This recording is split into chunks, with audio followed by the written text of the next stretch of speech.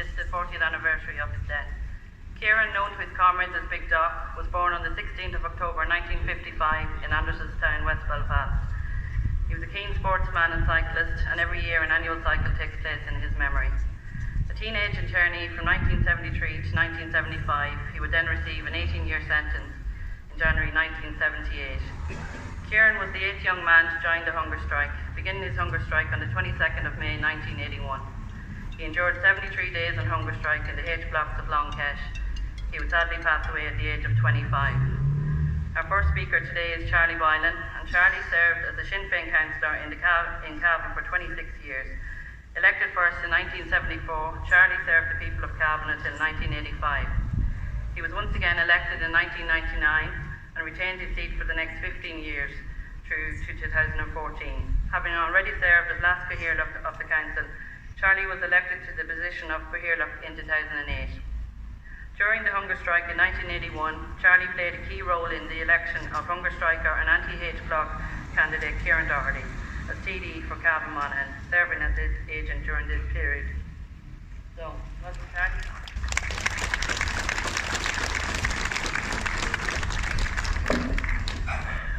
Accordia, I am greatly honoured to be here today, 40 years after commemorating the death of Kieran Doherty. Kieran Doherty was elected a TD for Cavan Monaghan a short time before the August weekend 1981. And I'm honoured indeed to have been election agent for Kieran on that historic occasion. Kieran Doherty, like so many others, took on the might of the British Empire and the Thatcher government to prove that Irish Republicans were not criminals. The H-block hunger strikes developed into a battle between the Thatcher regime and republicanism as we know it. If she had succeeded in criminalising the prisoners in Long Kesh and indeed the women prisoners in Armagh, then she would have criminalised all who stood by the Irish Republic right down through the years. Very few of us can fully understand the sacrifices that were made by Kieran Doherty and his comrades. And at the very outset, I would like to pay tribute to Kieran and all his comrades who gave their lives during that period. And we will remember in a special way all who died on hunger strike: Thomas Ashe, Terence McSweeney, our own Andy O'Sullivan from Cavan, Tony Doherty, Sean McNeela, Michael Gaughan and Frank Stagg.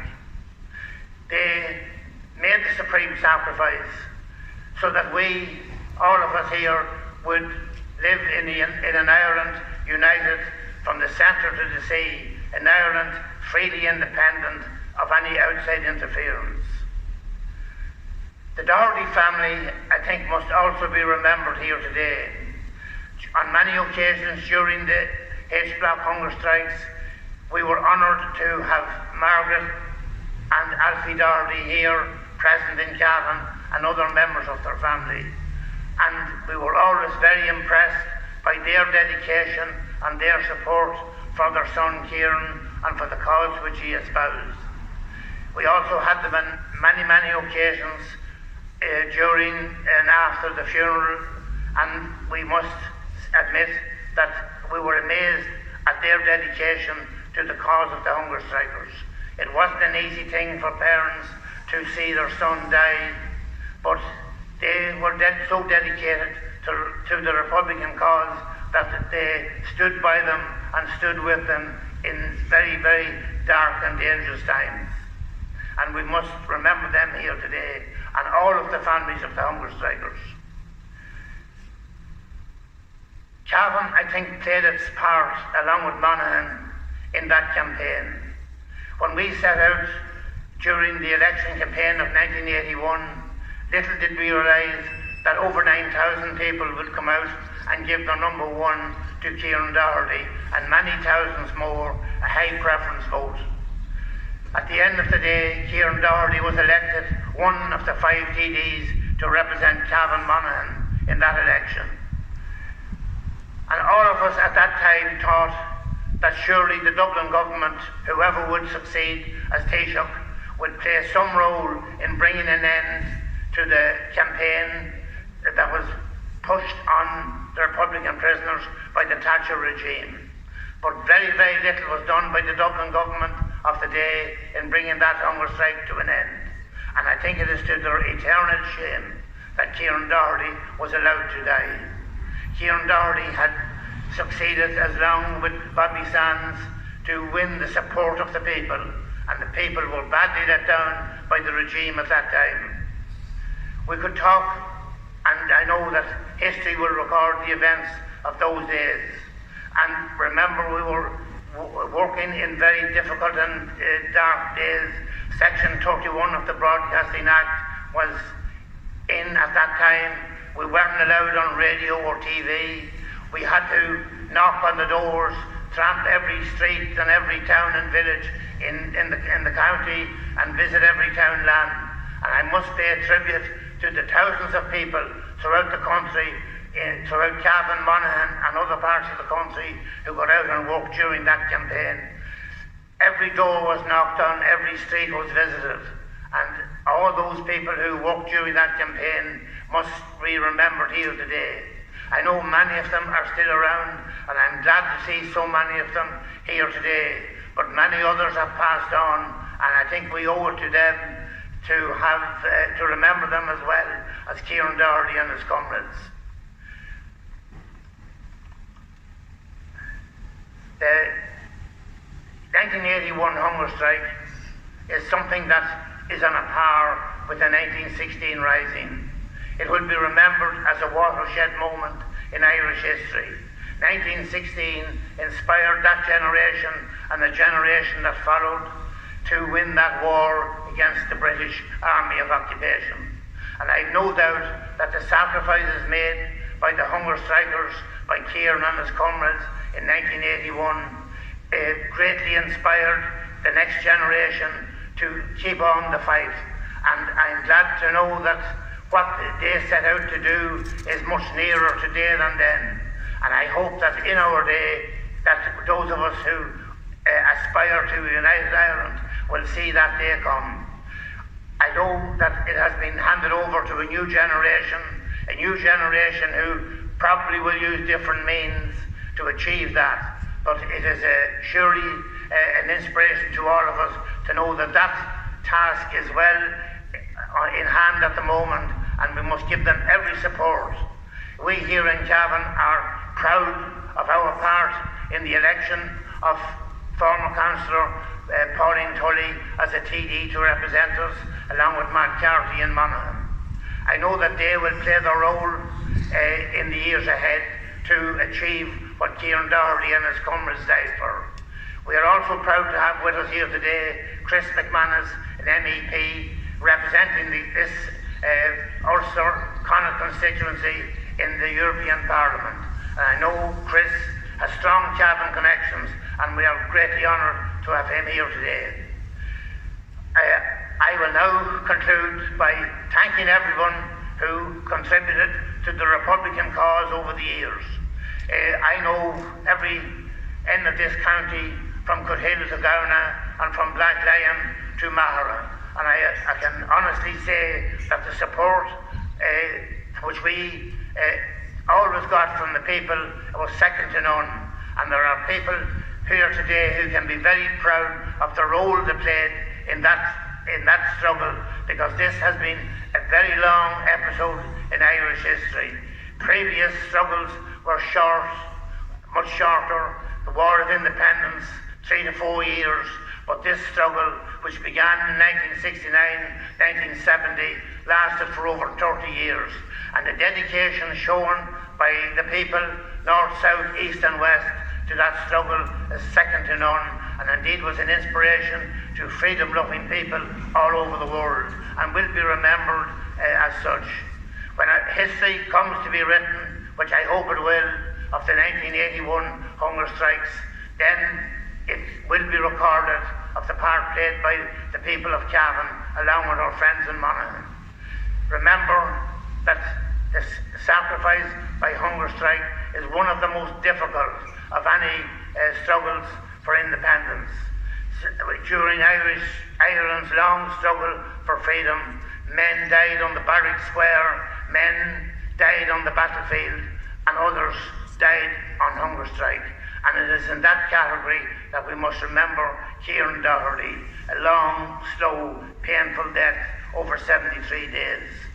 Let us get that into our hearts and minds, because Kieran Doherty and his family took Cavan to their hearts, and they always spoke with great pride and admiration for the people of Cavan, and we're very proud to return that compliment here today, and let us continue to remember all of them in the years ahead.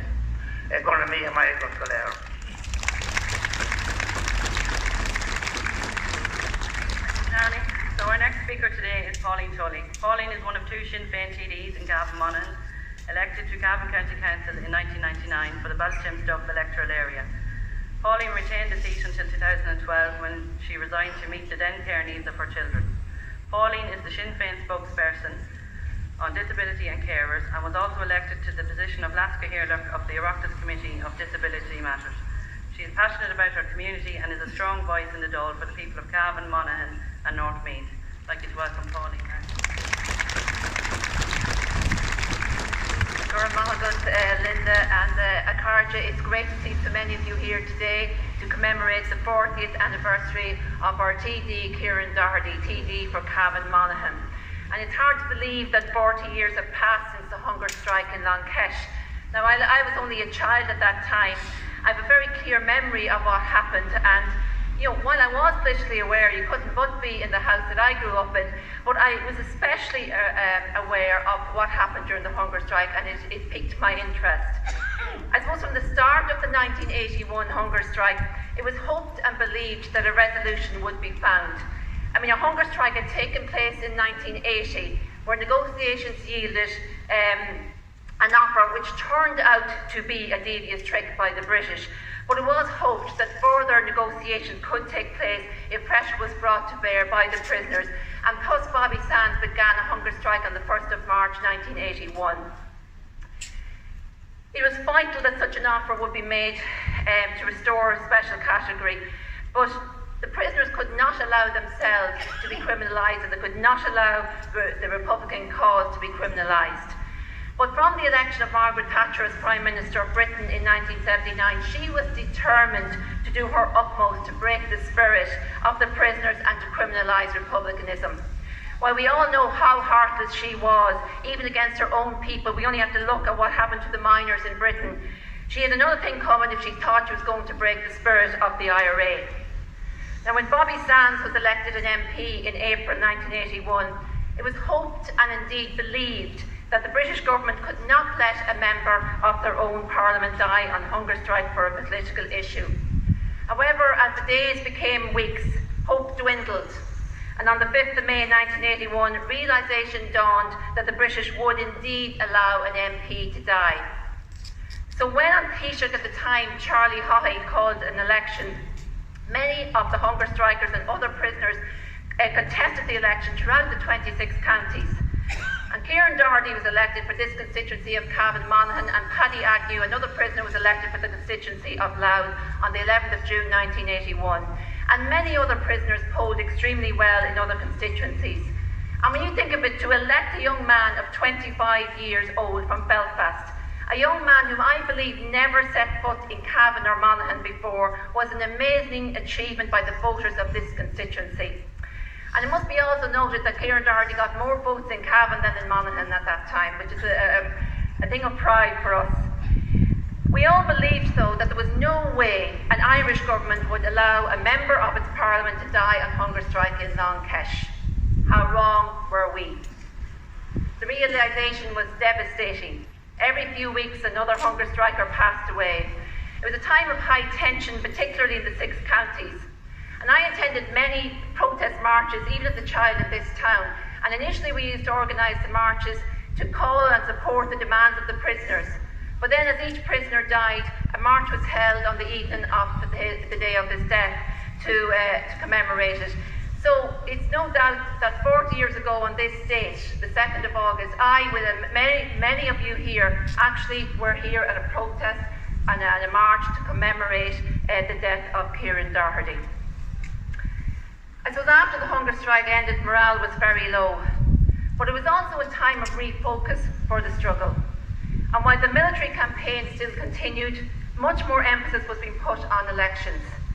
I mean, as Danny Morrison coined the phrase, the ballot box in one hand and the Armalite in the other, it saw the beginning of building and strengthening Sinn Féin, as the success in 2 elections outlines the potential of further success. And no matter what military struggle there is in the world, there always has to be a political solution at the end. And Sinn Féin needed to build its strength because we had very few political representatives at that stage. Charlie Boylan was an elected member of Cavan County Council, but he was the exception rather than the rule. There were very, very few public representatives. We look back over 40 years and we might think the progress has been slow, but then if you look at what was then and what is now, the change has been immense. I mean, I suppose change was particularly noticeable from the lifting of Section 31 of the Broadcasting Act. We now, though, have Sinn Féin as the largest political party on the island of Ireland. We're the main opposition party in the Dáil. We're very probably going to be part, if not the next government. We're on the cusp of a united Ireland. But again, without the strength of Sinn Féin, this will not happen, because it is not in the interest of many politicians of other political parties to see that happen, because that will spell an end to their power, and they're only interested in power for the sake of power. We have the potential to make gains in all of our upcoming elections, and we can exact change for the people of Ireland. A united Ireland is pointless if it is not an Ireland of equals, and where everyone has a decent standard of living and equal opportunities in life. So, Akarja, we gather here today to commemorate the passing of Kieran Doherty 40 years ago. But it's important to remember that his death and the death of his 9 brave comrades was not only a huge sacrifice in the interest of Ireland's freedom, it was a momentous step towards building a political reality which will see a new Ireland emerge in a very few short years, which will be united and will espouse equality for all. Goramila Mahados there.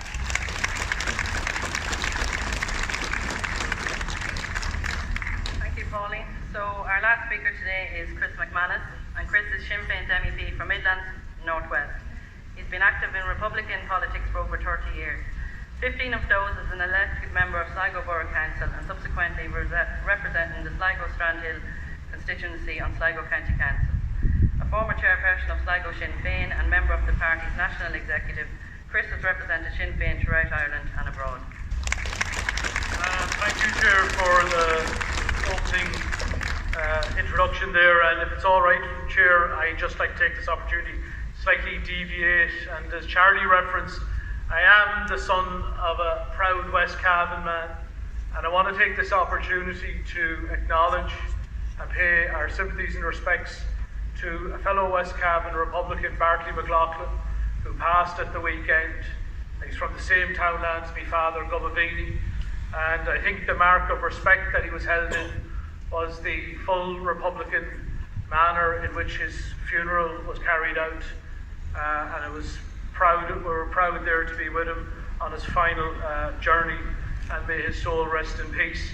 Accordia, it is an honour and privilege to be asked you to join you here in Cavan Town today on this, the 40th anniversary of the death of Chop the Dála of Cavan and Monaghan, prisoner of war, but first and foremost a volunteer of the Irish Republican Army, Kieran Doherty. As a young lad, I can recall the sense of jubilation and pride amongst Republicans in the Count Hall in Sligo as news trickled through of the victory of Kieran, ably aided by the people and Republican community of Cavan Monaghan, as his principal stand and beliefs were endorsed by 9,121 citizens here locally. I remember too, only hours later, the same adults shedding tears as volunteer Joe MacDonald missed securing the same mandate by a mere few hundred votes. 40 years later, those memories have not faded. They galvanised a new generation of Republicans, inspired, transformed, and motivated by the death of the gallant 10 over those months in 81. We learned to think strategically, that our struggle needed to be engaged with in a multifaceted manner, that the pursuit of the Republican ideals of the proclamation required and needed tactical thinking, but never compromising on our principles of Irish unity, allied with economic justice and social equality, and reminded us that we could never expect succour from those who clung to their Free State mindset. But it also reminded those same Free Staters, and Thatcher, and the Brits, indeed the wider world, that Irish Republicans would remain unconquered and unbroken. And Kieran Doherty was an exemplar of all that is noble of our commitment to struggle. By his mid-teens, an activist of the Fianna, interned at 17 along with his two brothers. Upon release, he immediately reported back to duty and was arrested 9 months later whilst on active service. He was one of the first to put his name forward for the second strike in 81. He began his strike on the 22nd of May of that year, taking the place of Francie Hughes, who had passed 10 days earlier. He lasted 73 days on hunger strike, the longest during that grim summer. Indeed, only 1 day short of Cork's Terence McSweeney, who died in an English jail in 1920. And yet there are those who will tell you that the recent struggle is somehow different from all other phases of Irish insurrection against British imperialism, as if there was a difference between McSweeney and Doherty. That the courage and altruism of the soldiers of what is referred to as the old IRA is unrelated to the bravery and ingenuity of volunteers of Oakley and Ahearn who stood toe to toe with the British Army in the north of Ireland. But our lineage is clear and well defined. Unlike others, we did not stand idly by.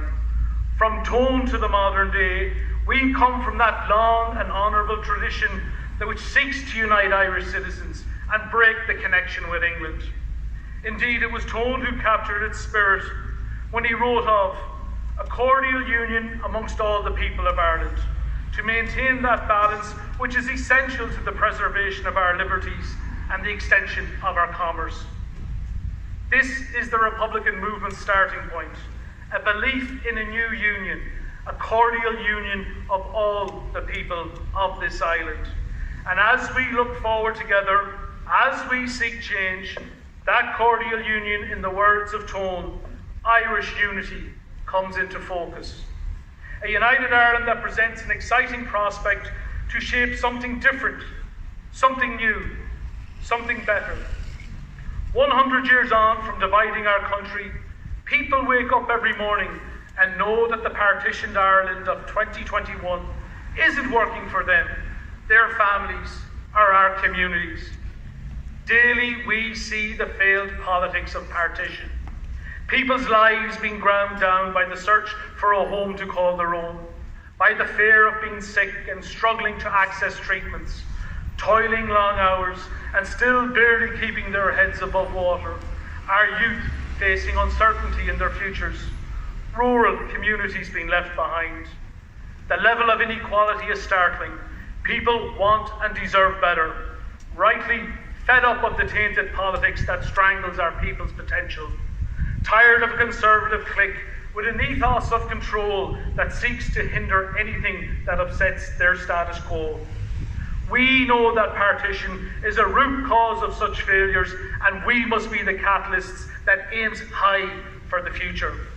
We see clearly that the task of bringing about real change for workers and families, of equality for all, is inextricably linked to the goal of uniting our country. The politics of a new Ireland has come full circle. The grand vision of Tone and Connolly is again on our horizon. Unity means positive change for everyone, regardless of background. So not only is it achievable, it is necessary. COVID-19 and Brexit have made this apparent in the challenges they've raised. These challenges have reshaped and accelerated the ongoing conversation on Irish unity, because now it is being discussed in every corner of our island. Many are coming to the conclusion that unity makes sense, that it's the most sensible and viable option for this island, that its time has come.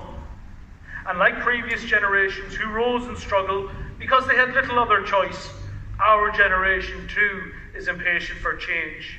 We are energised, enthusiastic and excited about the possibilities that a progressive and pluralistic Ireland offers our people. We will not be constrained by the apathetic dogma and self-serving outlook of official Ireland that failed previous generations. No longer will we be told, this far and no further. A new generation is rising up with the hope and tenacity to lay claim to our destiny and to the future of our island. This is part of the ongoing work that Republicans are engaged in, and we will not be deflected from it. We are the nation builders. We are not motivated by self-interest or personal gain. We have set ourselves high standards and even bigger goals, but we are determined and we are united. We are the engine driving historic, political, social and constitutional change on this island. I urge each and every one of you to be part of that movement for real change in our country, for social and economic and cultural freedom, for a real republic embracing all 32 counties and all of our people. Play your part, have your say, empower yourself and your community, encourage your friends and family to join Sinn Féin, because we need a mighty movement across this land to reach our goal of freedom and unity. And we need to be clear, we are on the road to freedom. If we go forward together, firmly united and in greater numbers, we will complete our historic task, a united Ireland and a new republic, a true monument to Kieran Doherty and his hunger-striking comrades. Ar ail in le céile an phoblach de bú.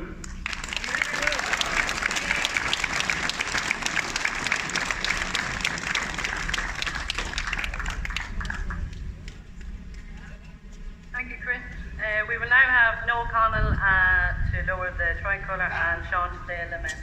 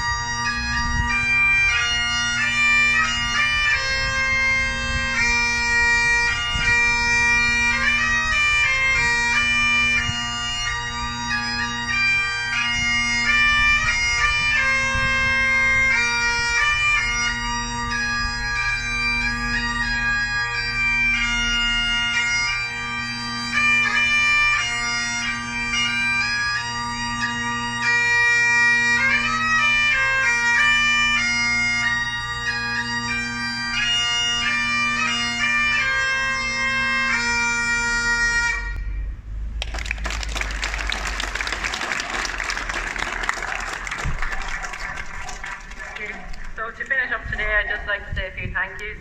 Firstly to our speakers, Chris, Pauline and Charlie.